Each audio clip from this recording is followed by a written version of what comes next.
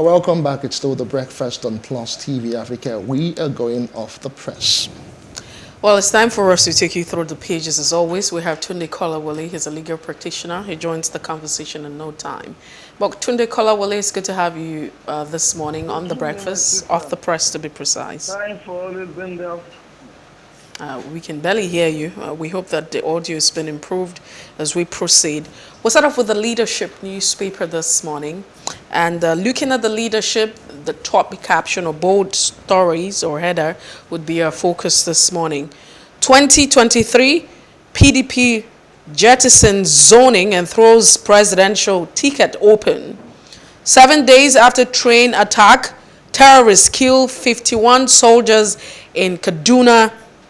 And this is really sad. Nigeria is bleeding. Former governor of Lagos State, Bola Ahmed Tinubu, is quoted. We are at a crossroad. El-Rufai reps service chiefs in 5 hours meeting. Lawmakers allege moles in the military. Okay. Federal government uncovers 1,000 fake jobs and suspend 3,000 workers' salaries. Tension in APC as Adamo begins probe of secretariat staff or secretary staff. Really that. And just before we move away, the president is quoted to say that fertilizer sector has brought prosperity to millions of Nigerians. And primaries breach internal democracy, lose recognition, INEC warns party. Governors speak and speakers discuss state of the nation on Friday. You also find the FCTA to suspend $272 million on 5.76 kilometer light rail track. These are the headlines on the leadership this morning. Away from the leadership, we'll move on next to the Punch newspaper this morning. And lead story this morning is a PDP panel dumps zoning fears not voting strength. With some writers there, let's see if we can take some of them. Gives exigency of time as reason for throwing open presidential ticket. More writers, zoning committee's decision disappointing, hypocritical, Pandef or Hanese film. PDP will lose with Northern candidate, according to the MBF. Okowa meets Obasanjo, the Christ Nigeria's woes. That's the lead story on the Punch newspaper. Other stories underneath that pictorial there. Reps meet service chief. CDS seeks support against terrorists. 1,500 federal workers with fake appointment letters under probe. Unemployment looms as truckers lament 50% drop in cargoes. Ogun Church scatters as preacher dies during sermon against ritualists. Interesting. Account for 6-month oil production, reps orders the NUPRC. Above the masthead, or just beside the masthead rather, there are other stories. IG dismisses 9 policemen for spearheading planned strike. Nigeria's imports rise by 12.11 trillion naira despite forex shortage. And just above the masthead, let's see if we can take some stories there. Nigeria bleeds, Tinubu laments during Kaduna visit. 7 train workers missing, losses hit 80 million naira, 163 passengers unreachable, according to the Nigeria Railway Corporation. Omo Agege asks aides to resign ahead of primaries. Those are all the stories you can find on the front page of the Punch newspaper this Wednesday morning. Well, let's move away from the Punch. We quickly take a look at the Daily Independent newspaper. Now, this papers or the papers might just be, the story might just be dominated by all of the papers this morning, talking about the PDP and the zoning committee. PDP zoning committee finally throws presidential ticket open. So no zoning for the PDP. Fayose resigns committee membership over presidential ambition. That's what you find. Underneath, that's a rider. Away from the rider and the bold header, anxiety as Bola Ahmed calms slows mobilization after APC convention. Terrorists attack Kaduna military base, kill 11 soldiers injure 19. So the question of whether or not we have been overwhelmed by bandits and terrorists is, another question to think about. Governors to hold emergency meeting on insecurity with state assembly speakers. Nigeria is troubled. The president, former president, orders need to be consulted. Nigeria is troubled. Former President Olusegun Obasanjo orders need to be consulted. Okowa is quoted on that. Fertilizer scarcity causing low crop yield has been addressed. That's what the president is saying. And just before we move away from this, you have INEC vows to buy Electoral Act violators from the 2023 election, asks parties to conduct primaries into office in 61 days. I'm sure Nigerians will be watching this one. Court bars a Doe government from conducting local government polls, and custom promotes 3,466 officers. These are the headlines on the Daily Independent newspaper this morning. And the last paper we are reviewing is The Nation newspaper. Also leading 2023 presidential ticket, PDP to jettison zoning. With some writers there, Otom-led 37-man panel recommends open race and best to take powerful party, says Wike. Fayose is saying, I'm in race for president. Saraki's pro-consensus group meets Makinde. Other stories on The Nation newspaper, NNPC seeks joint battle against crude oil theft. Terrorists attack military base in Kaduna State. On the red strip below, there is another story. Let's see if we can take that one. Lai Mohammed asks Kwara defectors to rethink 2 security men killed. Above the masthead on The Nation newspaper, NI and SIM linkage, angry subscribers besiege enrollment centers, massive promotion in customs service, Igi murder. Omishari asks Shoyinka to retract comment. Those are the main stories. Okay, let's take the final one now. IG fires 9 policemen over planned strike. Those are all of the stories making headlines on the front page of The Nation newspaper. All right, let's have Tunde Kolawole join the conversation this morning. Thank you once again for being part of the show. Thank you. So let's share your thoughts. It's a big one, and it would constitute, the crux of our conversation as we proceed in the course of this show. But we'd like to share your thoughts. The PDP has actually thrown the presidential ticket very open. What are your thoughts? Well, honestly speaking, my position has always been that a nation that wants to make progress, a nation that wants to develop, will not be zoning the most prime office that the country has. I have always thought that our best bet is to allow our best brain, our best hands, our best, most educated people, most detribalized people, and people who have the interest of the people at heart. Democrat, people who are Democrats to the core. It has always been my belief that we should give them all that is required to contest elections. When you zone, you are in a way shutting the door against certain persons who might be better than the people you have opened the door for. So I have never been a supporter of zoning. My stand has always been, let the best and let the best bring rule Nigeria so that Nigeria can move forward, whether at the local government level, at the state level, at the assembly level, or at the national level, at the level of the presidency and whatever.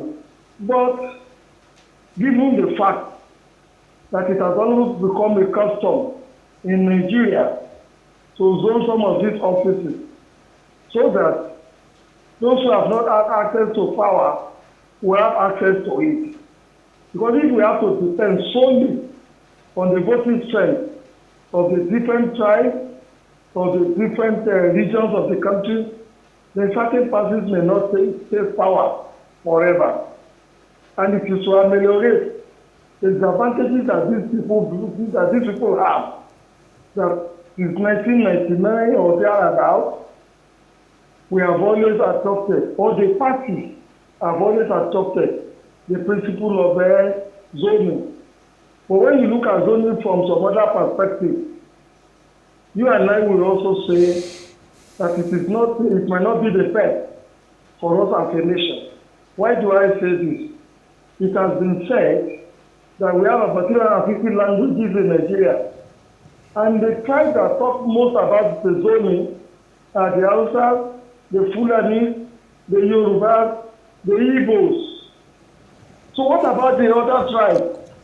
Are we saying that they have no right, that we shouldn't also accommodate them, that they should not be given the privilege of also ruling Nigeria? So that is why we have to be careful. Like when people talk about zone to run, reserve some of these seats for women, zone the position, so that it could be one region or the other would take the presidency or the vice presidency this time around. It's a very, very dangerous thing. It is very, very arrogant. No tribe is inferior to the other. So when the Igbos, the Hausas, the Fulani, and the Yorubas start making this their cantankerous noise, that certain positions should be zoned to them, they are disrespecting the other tribes in the country. They consider themselves as superior to these other tribes. So we must be very, very careful if we want to make progress. I am not saying that we can have good hands from some of these other regions, even when we zone. But when you put zone on the platter of gold, and then give certain positions to certain persons or certain regions a la carte on the platter of gold, you are not wishing the country the best. All right, Barrister Kolawole, let's take other stories because we will discuss in details in the course of the show the PDP, its resolution concerning zoning and, of course, the future for the party ahead of the 2023 election. But let's stay on let's go to the leadership newspaper. I have a story I want us to just look at. It is interesting. Federal government uncovers 1,000 fake jobs, suspends 3,000 workers' salaries. Over time, Barrister Kolawole, we've been talking about, ghost workers, fake workers, and all of that. But this alarming revelation, says a whole lot about the civil service. How come all those people are still receiving salaries by the month, and we've done validation, a whole lot has been done in the civil service, but this issue of fake workers and ghost workers, continues unabated. What are your thoughts, really? Yeah, while I do not support people employing very fraudulent methods to get into employment, while I do not support people cutting corners to get jobs, while I do not support people offering bribes in order to be employed in certain places, we must, however, remind ourselves, we must, however, remember that the level of unemployment in this country is such that anybody who is unemployed will do whatever means are available for him or her to get a job. And those who also employ these people these people who have been employed, that they call ghost workers, are we saying that they are not Nigerians? The people who are employing them, are they not the people in the federal civil service? Are they not the top guns in the state public service? Are they not the top people in the local government service? Are they not the top people in the National Assembly Service Commission? The truth of the matter is that with the high rate of unemployment in this country today, anybody will do just whatever they could do to get into employment. And furthermore, like I said, these people that we are calling ghosts are also Nigerians. If we have been able to create jobs for people at the rate at which we should be creating it, I'm sure this desperation for jobs this emergency of ghost workers all over the place wouldn't have been there. And if it is there, it will be minimized. For me, I have always said this, if any Nigerian is unemployed, in order that they not be hungry and angry, I would even rather employ them to be digging holes and covering those holes back, and then be paying them salary for digging and covering the holes back, so that they might be able to put food on their tables, so that their wives and children will not suffer, so that their husbands will not suffer, so that their children could go to school, so that their women will not have to engage in prostitution to keep the family together.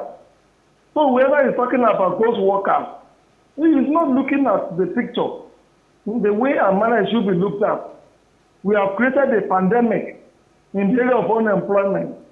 And wherever we get those workers, if the people are qualified to be employed, if they have the requisite certificates and all that, for God's sake, I think we should just normalize the employment and then punish those who have brought them into the service through the back door. All right.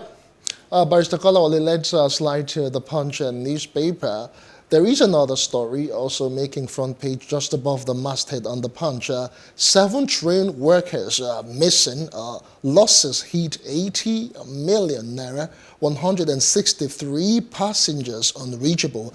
That's according to the Nigeria Railway Corporation. These are coming days after the attack in Kaduna State. But Kolawole, what are your thoughts? From what we understand, 7 people are still missing. Well, it's a very sad story to read, my brother, that several days after this attack took place, we still have not been able to reach some of the people who were kidnapped during the train attack.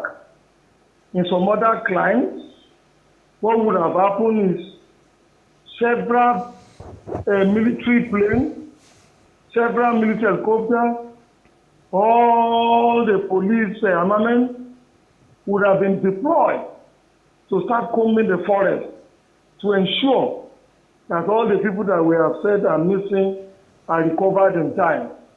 We will also have sent the infantry troops into wave upon wave into the bush to ensure that wherever the bandits may be hiding with these people are smoked out, and then they are arrested and the people rescued. But too many times in this country, or in the last 10 years, what has always happened is when this unfortunate occurrence happens, we will all as a nation make noise. We will send sympathies to the families of the affected. The newspaper will publish banner stories regarding what has happened. But after a few days, we all revert back to our normal position, and the people have forgotten, which is very, very sad. One single individual in a country, in a society, is equivalent to 200 million Nigerians that we may have in that country. So it is the premium that we place on the life of 200 million Nigerians that we should place on the life of just one single Nigerian individual that gets missing, either in a boundary attack or in transit or are kidnapped by ritualists. But that has never been our disposition, and it is very, very sad. Well, thank God, the National Assembly are waking up to their responsibility by railing on the service chiefs, by railing on the National Security Advisor. And I'm also happy that the service chiefs and the IG of police are defining the arrogance of always snubbing the National Assembly when they are invited. Thank God they have gone to honor the invitation of the National Assembly, and I'm sure in the brain session that the National Assembly will be having with the service chiefs, some solutions, some recommendations, some assistance will come out from there, some support will be given to the service chiefs that will enhance the performance of their duty.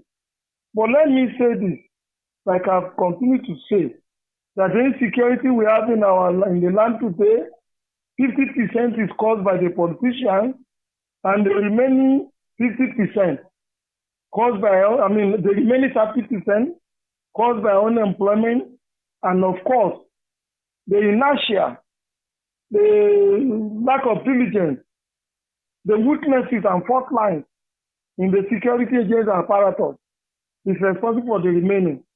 You take a look at our history since the return to this civil rule.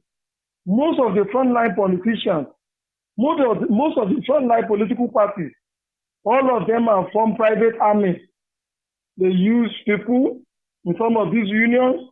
They use people who belong to our organizations. They arm them, they train them, they empower them financially, materially, and then throw them onto the people to coerce the people, to influence the election, to make sure that they continue to remain relevant.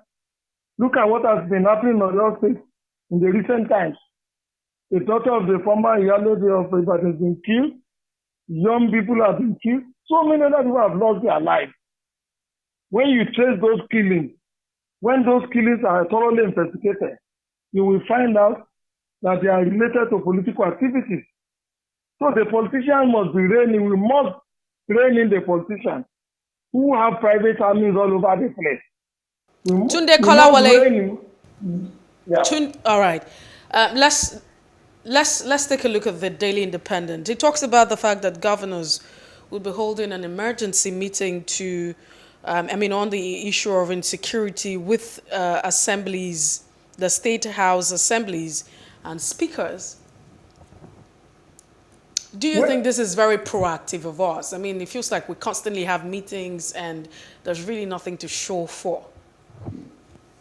Well, it is rather coming too late. The damage has already been done. You and I will know that the governors that are trying to meet with the National Assembly and meet with the service chiefs have all destroyed the local government that we have in the country.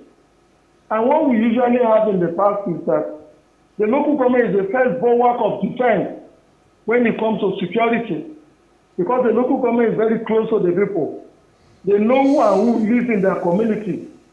But in order to have easy access to the funds of the local government, what all the governors have simply done is to destroy the local government. And so that's our first line of defense in terms of security have been destroyed. Furthermore, when you look at my earlier analysis, I have said most of the frontline politicians.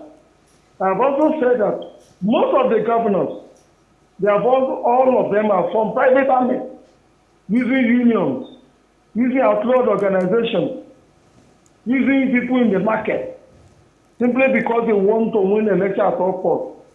These private armies that they have formed are the people that whip people into line. They are the people who coerce people to vote for certain political parties. They are the people who kill for the politicians and for the governors. So if they are directly responsible for the insecurity, what solutions are they now bringing onto the table at this late hour? Also remember that the Boko Haram that we are talking about today, they first to rear their ugly head in Borno State. When the former governor of Borno, Sheriff, was governor of Borno State. In fact, he had two members of the Boko Haram in his cabinet.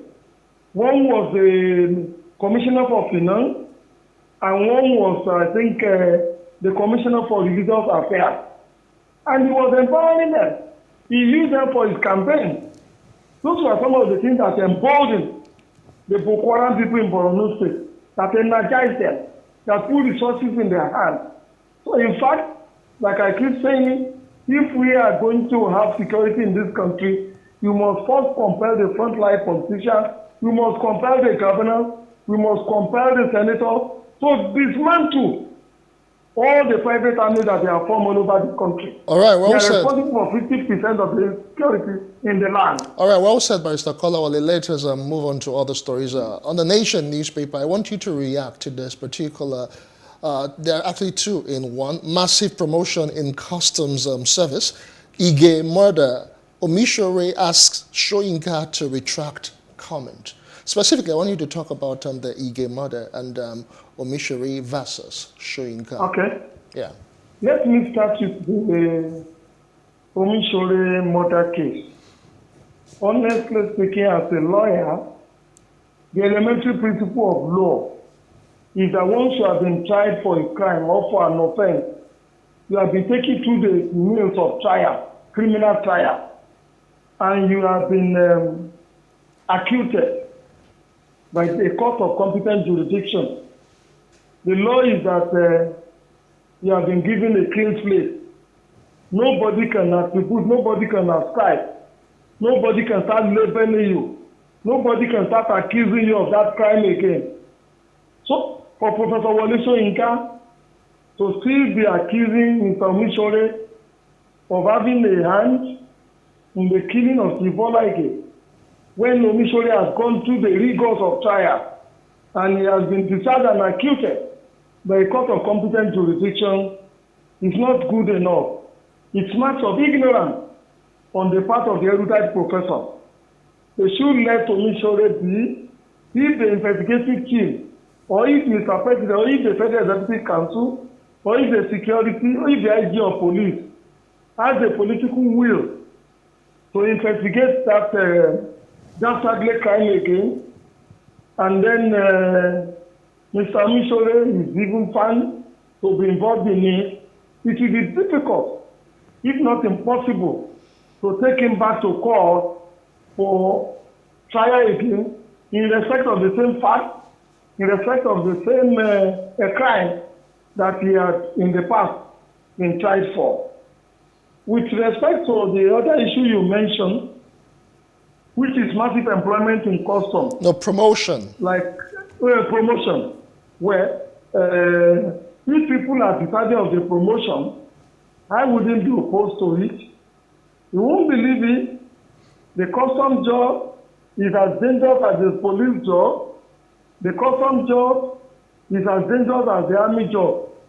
The custom job is as dangerous as the working NDLEA, that is the drug agency. I have a friend whose brother works in custom, who was kidnapped only in a patrol, and 3 years or 4 years after, up to now, that young man has not been found. So if the people to be promoted have been working hard, and they have the requisite qualification, and it is not going to be based on any ethnicity or regional consideration, I think they deserve to be promoted. Yeah, and I will also know that since the fall in the revenue of oil has been dwindling, the customer have stepped up their act, and they've been generating more and more revenue for the country. All right, we must say a very big thank you to you, Barrister Tunde Kolawole, for all of your analysis and your insight and input that you have brought to these stories that we have reviewed on Off the Press today. We do appreciate your time. Thank you for having me. You have a great day. It is indeed our pleasure. Also have a great day too. Thank you so much. All right, that's as much as we can take on Off the Press for this morning.